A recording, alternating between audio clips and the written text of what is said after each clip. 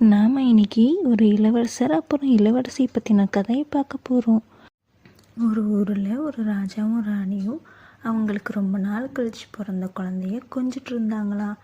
ராணியும் அந்த குழந்தைக்கு ஆசையாக ரெட் கலர் நெக்லஸ் வாங்கி போட்டாங்களாம். ராணி ஆசையை குழந்தைய கொஞ்சிட்டு இருக்கும்போது பின்னாடி இருந்து ஒரு டிராகன் குழந்தைய ராணிக்கிட்ட இருந்து பறிச்சுட்டு ஓடி போயிடுச்சான். ராணியும் இதை பார்த்து அழுக ஆரம்பிச்சிட்டாங்களாம். அதே நேரத்தில் பக்கத்து நாட்டிலையும் ஒரு ராஜாவும் ராணியும் அவங்க குழந்தைய கொஞ்சிட்டு இருந்தாங்களாம்.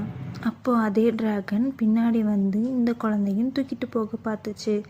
அப்போ இந்த ராஜா தன்னோட வாளை எடுத்து டிராகனை வெட்ட ஆரம்பிச்சிட்டாரு.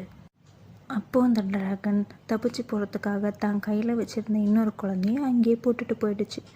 அந்த குழந்தை கழுத்தில் இருந்த செயினை பார்த்துட்டு இது பக்கத்து நாட்டோட குழந்தைன்னு தெரிஞ்சிச்சு.